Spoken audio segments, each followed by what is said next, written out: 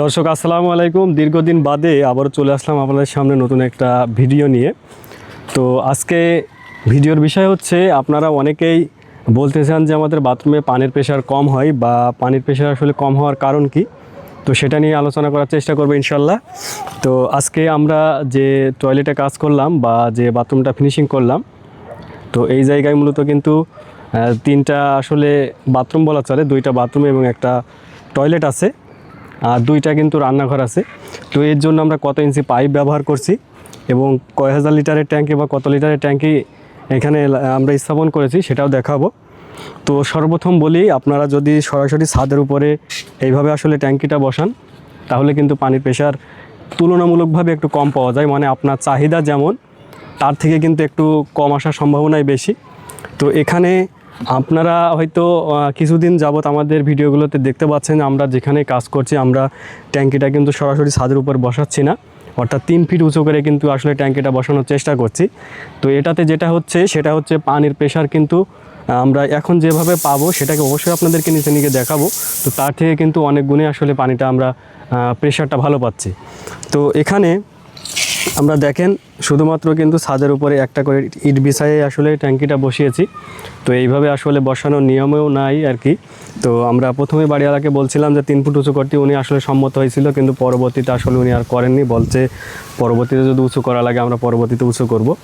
তো এই একটা গেল বিষয়। তো আপনারা যদি পানির প্রেশার ভালো পেতে চান অবশ্যই ছাদের ছাদের উপর থেকে একেবারে 3 ফিট পরিমাণ উঁচু করে আপনারা যদি গেঁথে নিতে পারেন, নিয়ে তার উপর ট্যাঙ্কিটা বসাতে পারেন, তাহলে কিন্তু পানির প্রেশারটা আসলে স্বাভাবিক পাবে। আমাদের এখানে ওই সাইডের দিকে আছে হচ্ছে এই জায়গাতে দুইটা আসলে বাথরুম। এই সোজা এখানে যে পাইপটা লেগেছে এই সোজা একটা বাথরুমে নামাইছি, এবং এই সাইডে যে পাইপ দেখতে পাচ্ছেন এটাও কিন্তু একটা বাথরুমে নেমেছে। আর ওই পাশে কিন্তু একটা আসলে রান্নাঘর আছে। তো এর জন্য অনেকেই আসলে প্রশ্ন করেন, যদি দুইটা বাথরুম হয় এবং একটা রান্নাঘর থেকে আমরা ট্যাঙ্কি থেকে বাথরুম পর্যন্ত বা হচ্ছে আমাদের রান্নাঘর পর্যন্ত কত ইঞ্চি সাইজের পাইপ টানবো বা কত ইঞ্চি সাইজের পাইপ নেব। তো আমরা সব সময় যদি দুইটা বাথরুম পাই তাহলে দুইটা বাথরুম পর্যন্ত কিন্তু আমরা 1 ইঞ্চি সাইজের পাইপই ব্যবহার করি, এবং যখন 2-এর অধিক চলে যায় তখন কিন্তু আবার 1.5 ইঞ্চি সাইজের পাইপ আমরা ব্যবহার করি। তো এখানে যেহেতু আমাদের দুইটা আসলে বাথরুম আছে নিচেই এবং একটা রান্নাঘর আছে এই সাইড দিয়ে, তো এই ক্ষেত্রে আমরা 1 ইঞ্চি সাইজের পাইপ ব্যবহার করছি। তো এটাতে পানির প্রেশার কিন্তু যথেষ্ট ভালো আসছে, কোনো সমস্যা নেই। তো এখানে দেখতে পাচ্ছেন আমরা ছাদের উপরে কিন্তু গ্যাস পাইপ এখানে কিন্তু একটা অতিরিক্ত উঠিয়ে দিয়েছি, অর্থাৎ আমাদের বাথরুমে কিন্তু এই যে পাইপটা নেমেছে সরাসরি বাথরুমে গেছে। তো এই সোজাসুজি কিন্তু আমরা একটা অতিরিক্ত ভেন্টিলেশন পাইপ বা গ্যাস পাইপ উঠিয়ে দিয়েছি। আর আমাদের ট্যাঙ্কির গোড়াতেও কিন্তু একটা গ্যাস পাইপ আছে।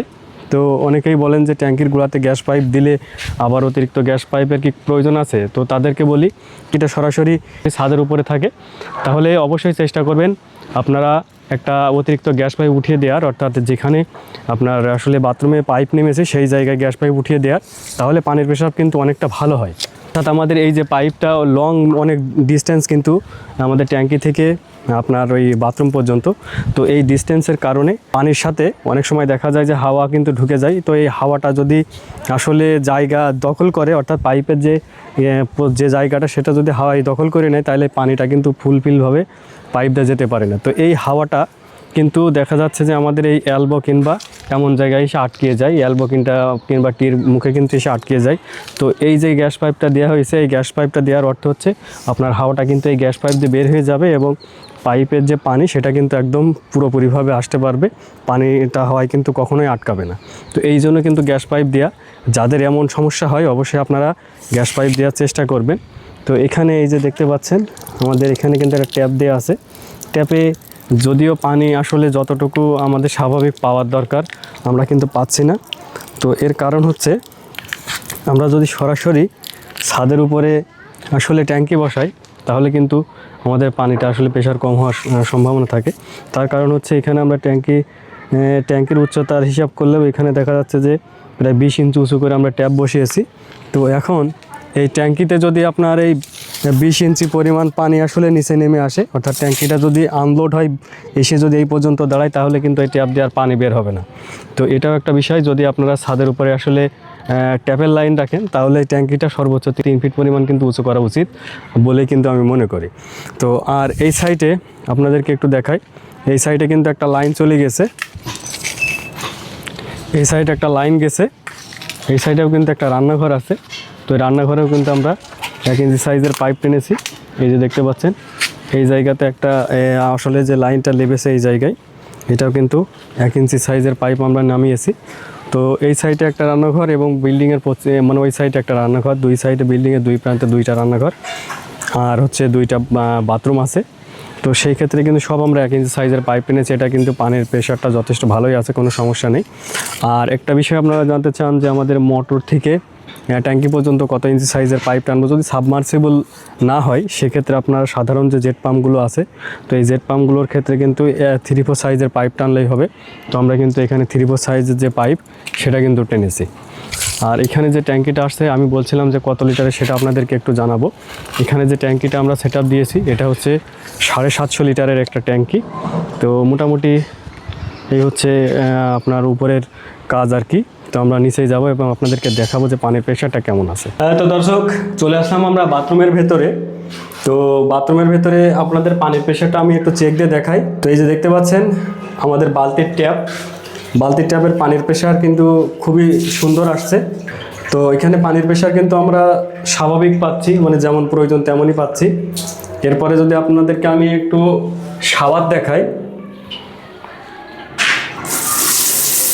শাওয়ারের পানির প্রেশারটাও কিন্তু খুবই সুন্দর আসছে।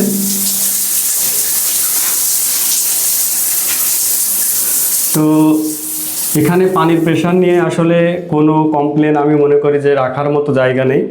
তো যেভাবে আসলে কাজটা করেছি তারপরেও যথেষ্ট পানির প্রেশার আসছে। তো এই ছিল মূলত ভিডিও সম্পর্কে আপনার যদি মূল্যবান কোনো মন্তব্য থাকে অবশ্যই করতে পারেন। আরেকটা বিষয় হচ্ছে আমরা কিন্তু এই বাথরুমে কী সেটআপ দিয়েছি, কতটুকু বাথরুমের আয়তন, এটা নিয়েও কিন্তু ভিডিও করব। তো আপনারা যদি ভিডিওটি দেখতে চান অবশ্যই লাইক দিয়ে আর আমাদের চ্যানেলটি সাবস্ক্রাইব করে সাথেই থাকবে।